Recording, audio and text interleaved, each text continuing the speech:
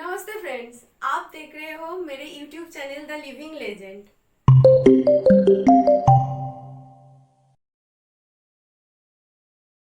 मुगल वंश के पांचवें और लोकप्रिय शहंशाह शाहजहां को लोग दुनिया के 7 आश्चर्यों में से एक ताजमहल के निर्माण के लिए आज भी याद करते हैं। ताजमहल शाहजहां और उनकी प्रिय बेगम मुमताज महल की प्यार की निशानी है। मुगल बादशाह शाहजहां कला वास्तुकला के गूढ़ प्रेमी थे। उन्होंने अपने शासनकाल में मुगल कालीन कला और संस्कृति को जमकर बढ़ावा दिया था। इसलिए शाहजहां के युग को स्थापत्य कला का स्वर्णिम युग एवं भारतीय सभ्यता का सबसे समृद्ध काल के रूप में भी जानते हैं। शाहजहां एक बहादुर, न्यायप्रिय एवं दूरगामी सोच रखने वाले मुगल बादशाह थे, जो प्रसिद्ध मुगल बादशाह जहांगीर और मुगल सम्राट अकबर के पोते थे। जहांगीर की मौत के बाद बेहद कम उम्र में ही शाहजहां ने मुगल साम्राज्य का राजपाट संभाल लिया था। शाहजहां ने अपने शासनकाल में कुशल रणनीति के चलते मुगल साम्राज्य का जमकर विस्तार किया था। महज 22 साल की शासनकाल में शाहजहां ने काफी कुछ हासिल कर लिया था।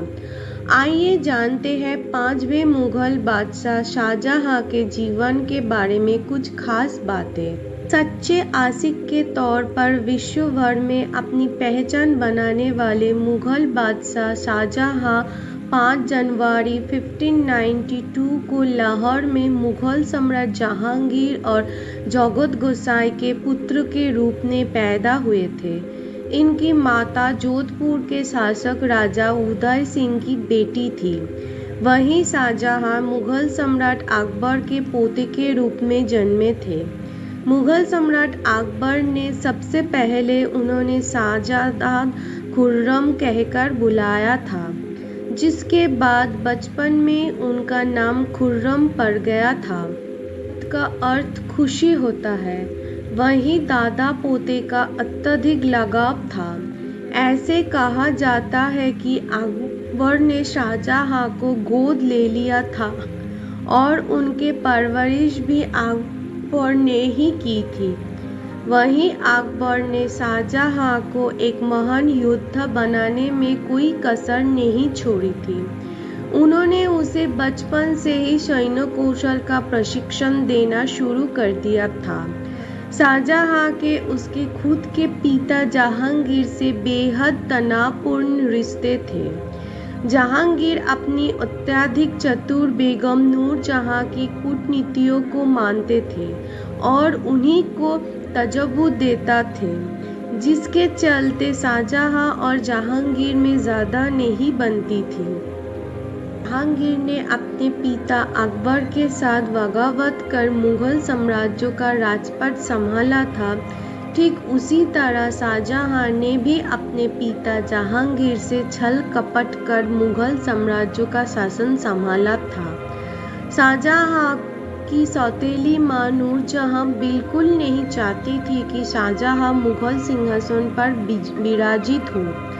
वहीं शाहजहां ने भी नूरजहां की साजिश को समझाते हुए 1622 ईस्वी में आक्रमण कर दिया। हालांकि इसमें वो कामयाब नहीं हो सका।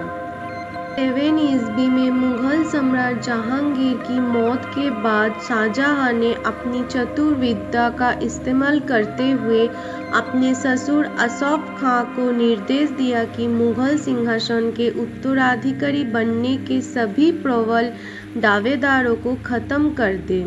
जिसके बाद असफ खां ने चालाकी से बाबर बख्श, होंसकर, गुरुसप शाहरयार की हत्या कर दी और इस तरह शाहजहां को मुगल सिंहासन पर बिठाया गया।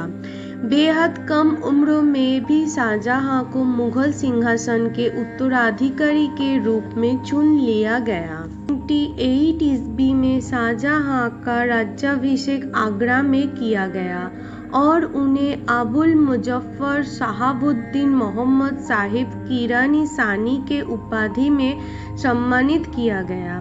मुगल सिंहासन संभालने के बाद मुगल शाहजादों शाहजहां ने अपने दरबार में सबसे भरोसेमंद आसफ खां को 7,000 सवार, 7,000 जाट एवं राज्यों के वजीर का पद दिया था।